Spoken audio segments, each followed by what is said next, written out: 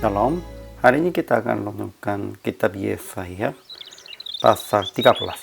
Teksnya ayat 1 sampai 22. Dan saya sudah bagi dua paragraf. Paragraf yang pertama ayat 1 sampai 16. Tuhan akan menghukum Babel.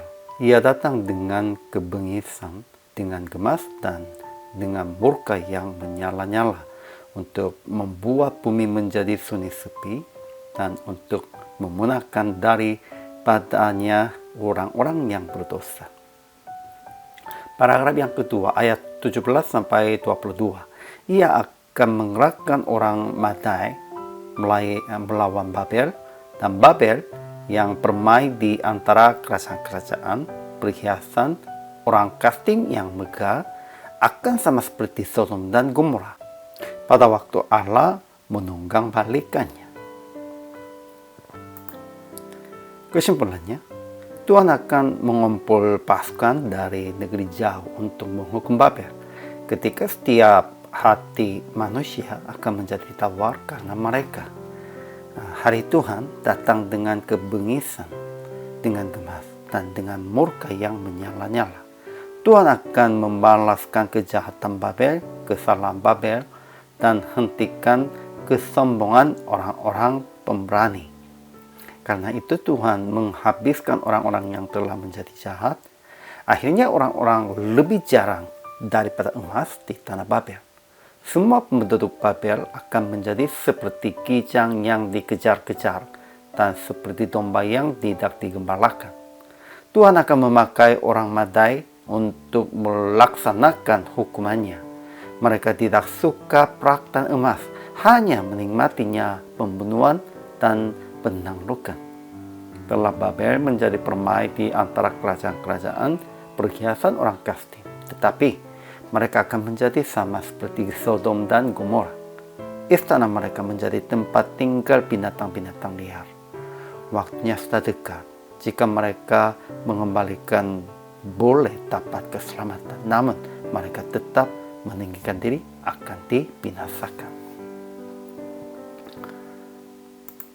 Ajaran tentang Allah. Pertama, Tuhan telah memerintahkan orang-orang yang Ia kuduskan, telah memanggil orang-orang perkasanya untuk melaksanakan hukuman murkanya, orang-orangnya yang belia-lia dan bangga.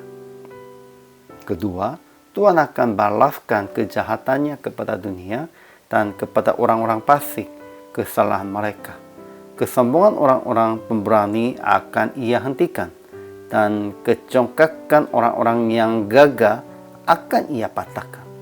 Tuhan akan membuat orang lebih jarang daripada emas tua dan manusia lebih jarang daripada emas Ofir. Ia akan membuat langit gemetar dan bumi pun akan bergoncang dari tempatnya.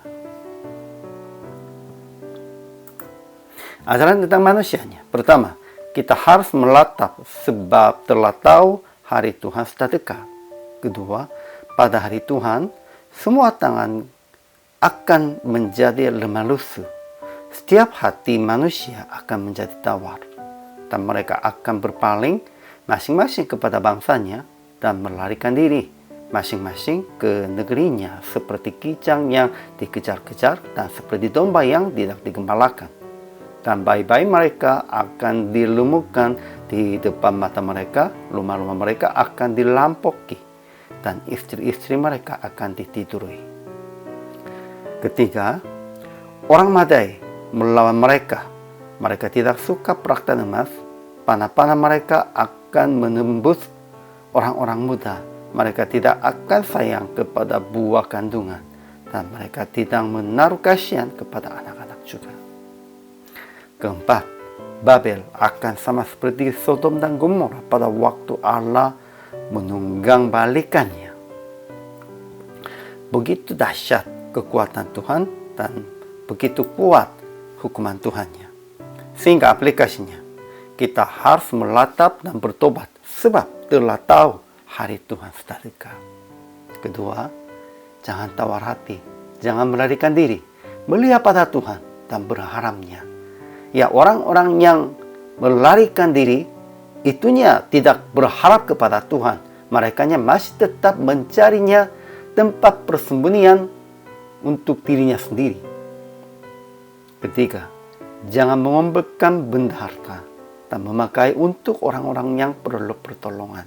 Ya, semuanya menjadi sia-sia kalau sudah hilang nyawanya. Itu bagaimana? Berarti atau tidak berarti? Jadi PR praktiknya, jangan bimbang di dalam kesulitan dan membagikan kepunyaan dengan orang-orang yang dalam kesulitan. Dengan percaya Tuhan akan memulihkan kita. Hari ini juga selama melayani, Tuhan Yesus memberkati.